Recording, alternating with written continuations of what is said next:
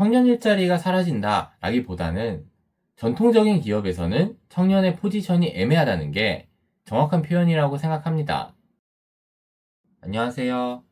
오늘은 저희 2030 세대에게 가장 민감한 이슈 중에 하나를 다뤄보려고 합니다. AI와 일자리 이야기는 이제 오래된 얘기지만 요즘 들어 청년층 일자리가 특히 위험하다는 결과가 많이 나오죠. 비슷한 결과들이 많은데 얼마 전에 나왔던 한국은행 이슈노트를 가지고 간단히 상황을 정리해 보겠습니다. 우선 리포트의 결론은 예상할 수 있는 것처럼 챗GPT로 대표되는 AI가 시장에 나온 이후로 청년층의 고용이 줄었는데 AI 노출도가 높은 업종에서 더 많이 줄었고 그 원인은 청년층이 대체로 정형화된 업무를 하기 때문이라는 거죠. 반면 50대 일자리는 오히려 늘었어요. 이유는 간단하겠죠. 몇 년 전에 40대였던 직원들이 50대가 된 거예요.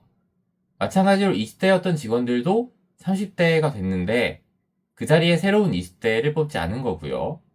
그렇다면 AI 노출도는 뭐냐? 제가 또 원천 논문을 한번 찾아봤어요. 간단하게만 보면 EFF라는 기관의 AI 활용 유형을 가지고 와서 각각의 업무 능력에 어느 정도의 비중을 갖는지 설문조사를 했어요. 그 다음에 걔네들을 싹 더해서 업무 능력별로 AI 노출도 지수를 만들고 각 직업의 각각의 능력이 어느 정도의 비중을 갖는지 반영해서 가중평균을 낸 거죠. 그리고 이 숫자 가지고 직업 순위를 만들었어요. 결과를 보시면 AI 노출도 높은 직업이 흔히 알려져 있는 것처럼 전문직, 금융 전문가, 경영 분석가 등등. 근데 여기 mathematician은 좀 의외인 것 같아요. 수학이 저 같은 사람이 이해하기 어려운 영역인 건 맞는데 그렇다고 AI가 잘하는지는 잘 모르겠긴 한데 아무튼 다시 한국은행 이슈노트로 돌아와서 여기서 AI 노출도 높은 직업으로 보는 대표적인 업종이 컴퓨터 프로그래밍, 시스템 통합 및 관리업인데요. 쉽게 얘기해서 개발자죠. 요즘은 주위에 보면 개발자들이 AI 대체에 가장 관심이 많아요. 제가 대학 가던 시절에는 컴공이 인기 있는 과가 아니었는데 몇 년 뒤에 알파고 나오고 하면서 거대한 붐이 불었어요. 그러더니 또 몇 년 지나니까 생성형 AI가 나오고 개발자가 대체하기 쉬운 대표적인 직업인 것처럼 이야기를 하는데 실제로 얼마나 대체가 가능한지 모르겠지만 고용시장에는 이런 분위기가 그대로 반영되어 있죠. 코로나 전에 한동안 엄청 많이 뽑았고 지금은 거의 안 뽑는 분위기고 그걸 반영한 게 지금 결과라고 볼 수 있는데 앞으로 어떻게 될지가 중요하겠죠. 보고서에서는 기업이 장기적으로는 청년 고용 축소보다 지속 가능한 인재 육성 전략을 택할 가능성이 크다고 이야기합니다. 과연 그럴까요? 제가 여러 영상에서 이야기했던 내용을 요약해보면 첫째, 시키는 일은 AI가 하고 사람은 주도적으로 업무를 설계하는 리더 역할만 하게 될 거고요. 둘째, 우리나라 회사들은 대부분 성숙기에 있기 때문에 기존의 사업, 기존의 캐시플로우에 집중하지 신규 사업을 거의 벌이지 않습니다. 현실적으로 생각해 봅시다. 기업 입장에서 최적 전략이 뭘까요? 다른 곳에서 이미 검증된 사업, 검증된 사람을 사오는 거예요. 비용과 리스크 모두 크게 줄일 수 있습니다. 이게 지금은 경력직 선호 형태로 나타나지만 앞으로는 능력 있고 경험 많은 프리랜서하고 계약하거나 스타트업 자체를 사오는 형태가 많아질 거라고 생각해요. 혁신은 언제나 야생에서 나옵니다. 대기업은 둔하고 변화를 싫어하지만 돈이 많죠. 그래서 제 생각에 저희 세대는 저희 부모님 세대와는 다른 방식으로 일자리를 만들어야 합니다. 대기업 직장인을 꿈꾸는 시대는 지났어요. 미국도 상황은 크게 다르지 않거든요. 오히려 거기는 요즘 감원 분위기가 확실하죠. 스스로 일을 만들어서 실력을 쌓고 입증해야 돼요.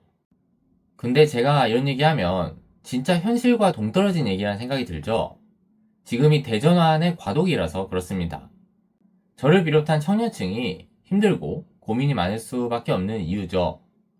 저는 어쩌다 보니까 고소득 직장인을 했지만 대기업 직장인은 발전이 없다는 생각을 많이 했고 그렇게 나와서 스스로 일을 만들어 보니까 아직까지 어떤 인프라라고 할 만한 게 거의 없어요.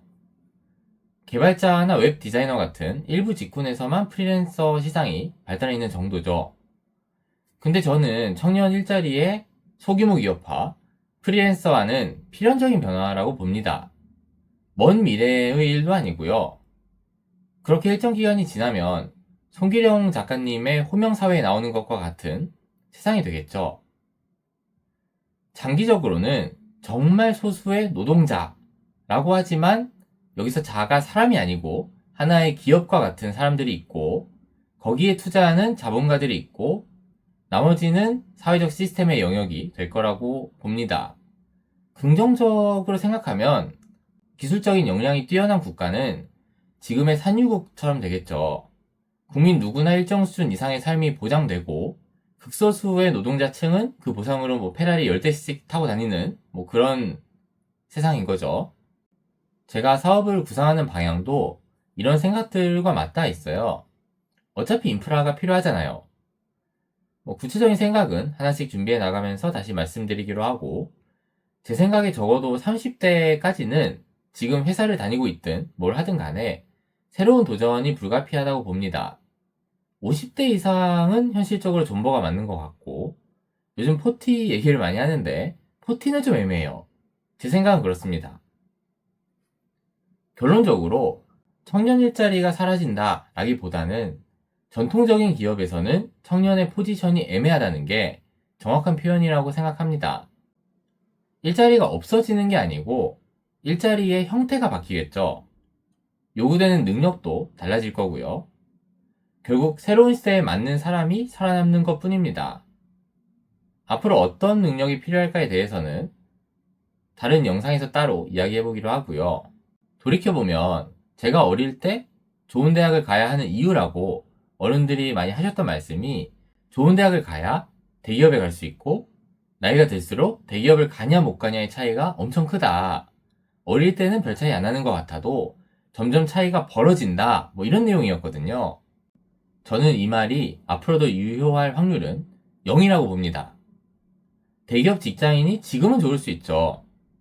지금 나이에 그 이상 벌 수 있는 방법이 거의 없으니까. 근데 본 게임은 이제부터 시작입니다. 지금부터 생각 많이 해보고 많은 경험을 쌓고 진짜 실력을 축적하는 사람이 살아남는 거예요. 개인적인 생각이지만 저는 이게 5년, 10년 내로는 반드시 일어나야 할 변화라고 생각합니다.